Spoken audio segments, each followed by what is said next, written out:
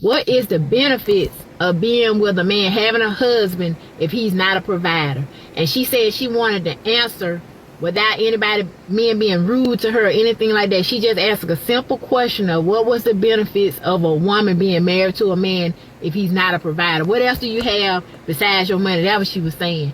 Then in another video, I saw this lady saying that she just want to be single. She don't want to come home to no man. She like being by herself, going to work, coming home. She said she didn't see the benefits of having a man. If she go to work all day, come home, then she got to come home to him. She got to cook, she got to clean, wash the clothes, put them up, do all these other things, sleep with him. And then on top of that, if they got a kid, she got to take care of the kids. She was like, she didn't see the benefits. So in all of this, I'm looking at the comments to see what the men say, because I'm waiting for y'all to say, hey, this is how y'all, even if we don't have money, this is how we benefit y'all. Boy, it's looking bad for y'all. Now I understand why the president is trying to take all the credentials from these women and these high earning income jobs to have, try to bring it back down a little bit. You know what I'm saying? That's what's going on. That's exactly what's going on, because 2026 don't look too good for the men. I did not see, well, I did see one video where the man stitched the girl's video, and I'm gonna tag it, when the girl asked the question, what is the benefit of having a husband if he's not a provider? What else? Why would a woman be with the man? And the man stitched in his stitch, he said nothing. These men won't tell the truth. He said nothing. He didn't even elaborate. He said nothing. But I'm telling y'all the truth. This is sad, because a woman can come in and say, if a man say something, because we ain't supposed to provide anyway, but the women can bring you children, bring you comfort. Women are not supposed to provide anyways? Is that what she just said?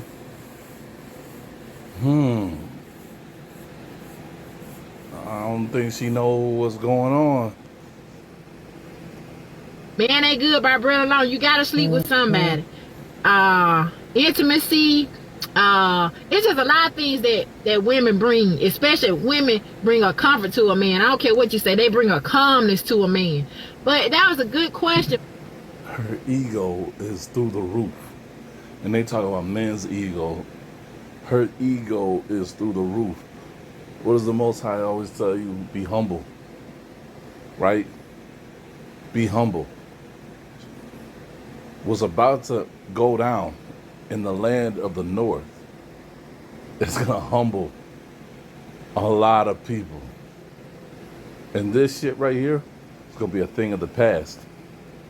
But no man has answered that question except one, and he said nothing. And then those men got upset with that lady because she said, what's the point of coming home to a man and you got to work? That what she was saying. I leave my job working 8 hours, then I got to come home and do more work. So she said she liked the fact she just come home after a hard day at work. She ain't got to clean up, she ain't got to do nothing, everything left like it was. She can.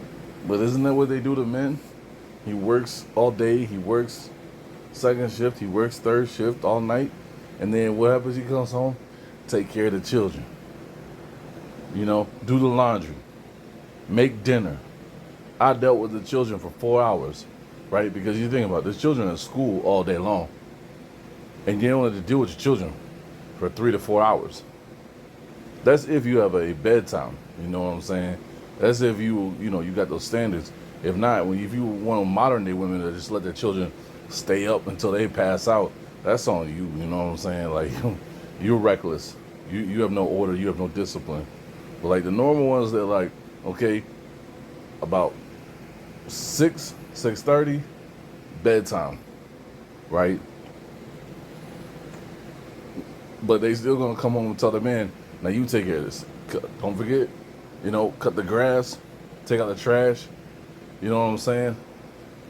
Work on the car if you know how to work on the car. If you live up north, shovel the snow, all that stuff. Come home and you got a whole list of work you got to do. But yet they saying it's okay to put that on the man, but when they have that, it's like, oh, no, we want that princess treatment. You come home and you run the children, you run the house, and we sit around and doom scroll on social media. Man, it's all good when you're living the life of luxury. But I'm telling you, you just watch the almighty American dollar. It's failing. The struggle is here. I listen to them tycoons on Wall Street, and they're telling you what's going to hit America is going to be like a hurricane financially. Things are gonna crash. You know, you got all these women. We buy houses. We this and this and this and this. You are adding to the debt so freaking bad, so freaking fast. When it hits, then you're gonna turn around and blame a man when it was you. Because they talk about what? Men don't buy homes. They stay at home with their moms, their dads. They roof up with their friends. They're not adding to the debt that's gonna crash everything. Right? The foreclosures. Why? Just I'll show you. I'm getting somewhere. Do whatever she want to do, and ain't got to worry about working a second job when she come home. What y'all men gonna do 2026? This is gonna be a very interesting year, because these women are on a whole nother level. And don't forget, 2030 is when they want that great reset. Right? It's 2026 in their calendar. Right? So the crash is coming. That's what they're just not preparing for, because they live in this own world where it's all about me. The egos have them so ballooned they don't know what's coming. They wake up and they think about them. They go to sleep and they think about them. Than they was when I was coming up. The game has definitely changed. What y'all gonna do, man? Don't get me. So here we go, right? This is Isaiah. And I keep telling you, look around you.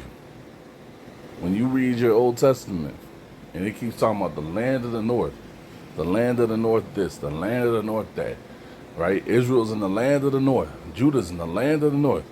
And yet, you're talking about the Israel's over in Egypt, or over in the Middle East, right? It don't fit the Bible. It don't fit the Bible. This stuff's going to happen in what they call the land of the north. You live in what? North America. Right? Think about the promise, right? Abraham, the Most High promised you, you'll have as many children as the stars of the sky. Abraham, you'll have as many children as the sands of the sea. Go to one beach and try to count the sand. You can't count it. And then think about all the beaches there are. Think about the places that there's sand where there's not supposed to be sand, like in South Carolina and the upstate, right? You're going to have that many descendants. No wonder they can abort you and you'll still be here, right? They abort their children all the time, and there's still his descendants running loose everywhere, right? The Most High will not be mocked. He kept his word. Here, let's read the Catholic version. And in that day, 7 women will take hold of one man, saying, we shall eat your bread and wear our own apparel. These women will have their own stuff. We're the most educated women. We got more degrees than all you black men. You know, we buy houses more than men. We open up more business more than men. The shit's gonna get so bad. They're gonna be asking one man, let us be a part of your house. Let us be under your protection, your guidance. We'll bring our own shit. You ain't got to provide for us. We are going to be our own providers. I need to provide a man. Shut the fuck up, bitch.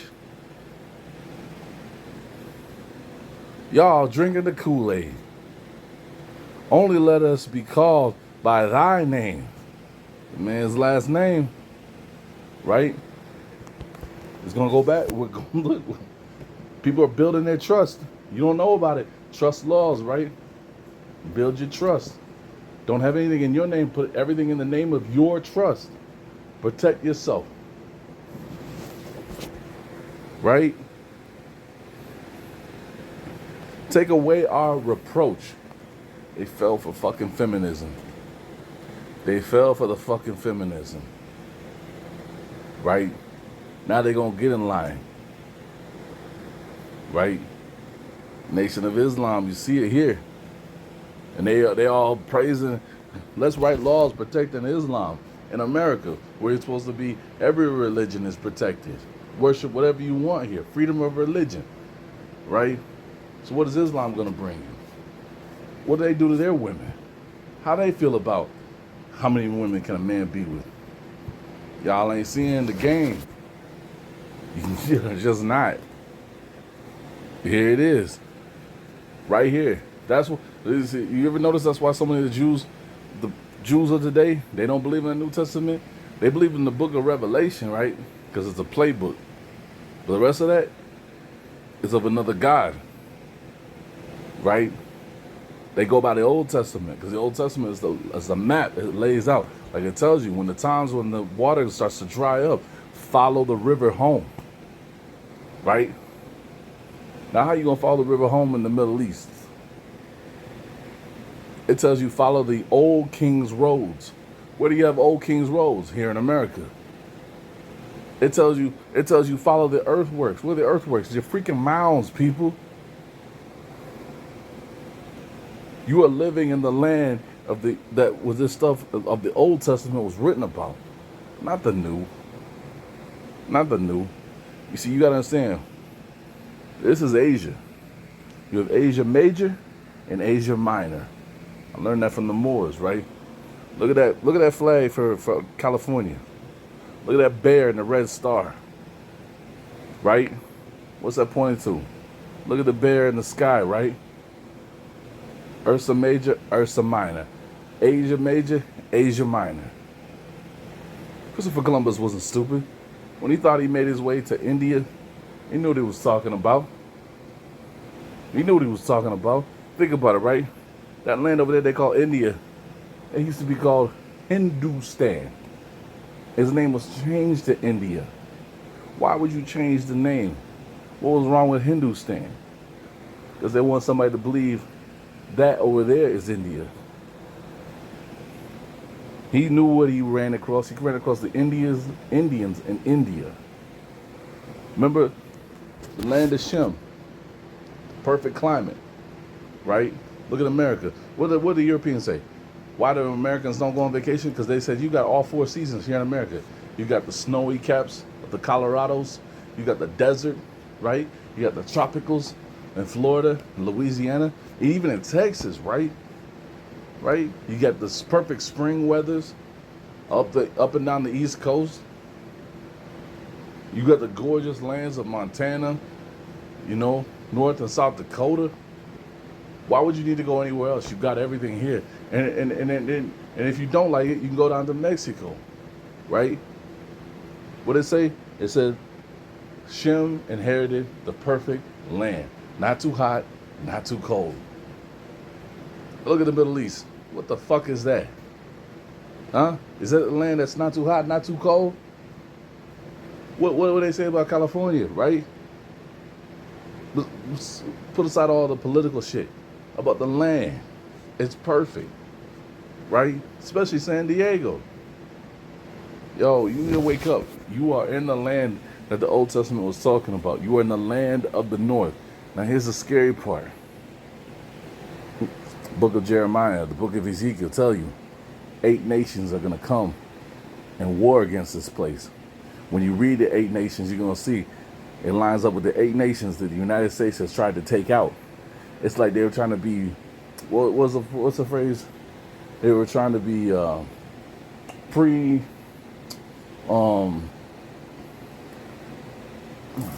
can't think of the perfect word for it. But they were trying to plan, if we take out these other nations, they can't come and take out this place. And then their rule, the people that are ruling here, can rule even longer. But they ain't gonna work, right?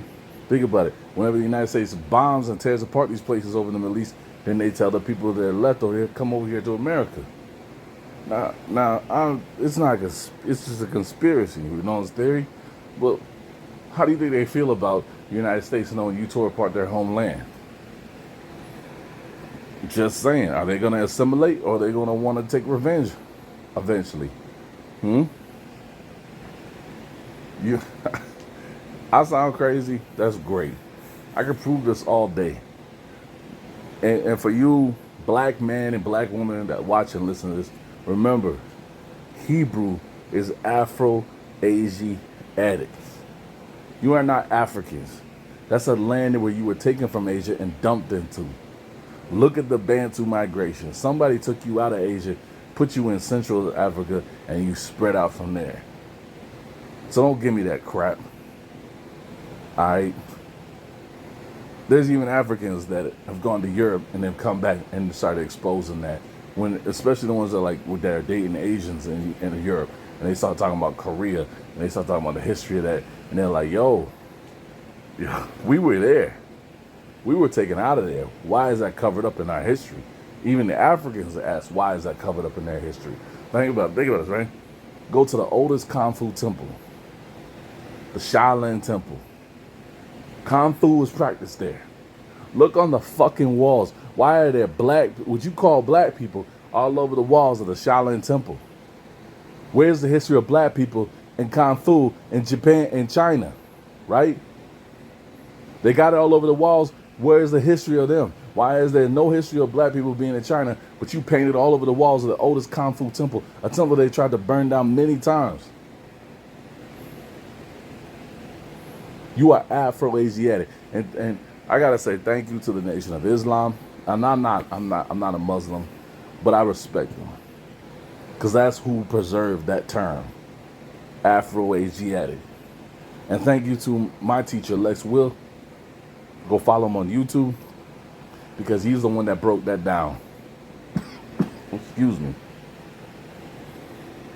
And it just helped me to expand. I don't care if you call me crazy. I delete those messages. So, if you waste your time.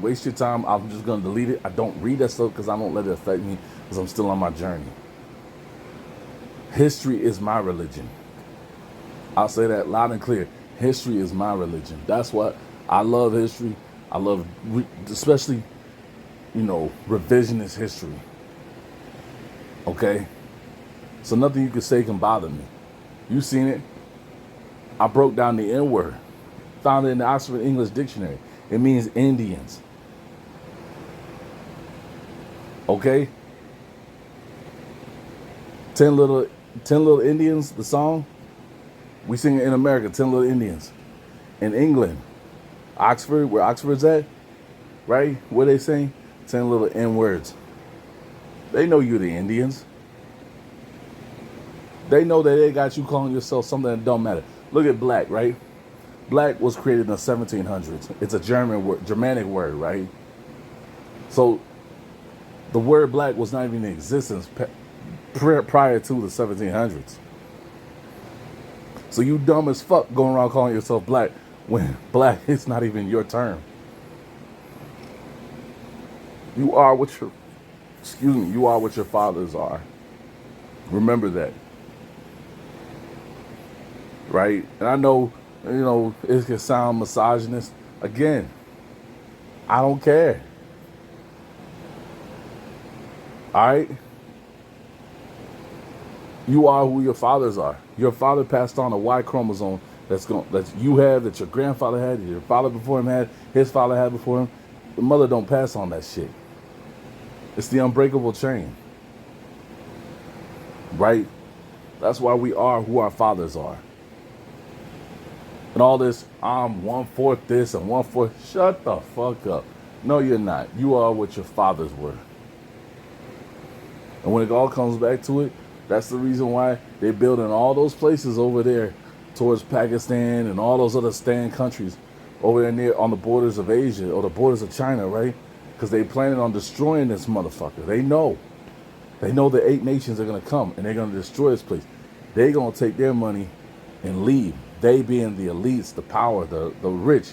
That's why they have all those cities that are already built and they're empty. Because when the time comes, they're going to go over there and they're going to establish their empires over there.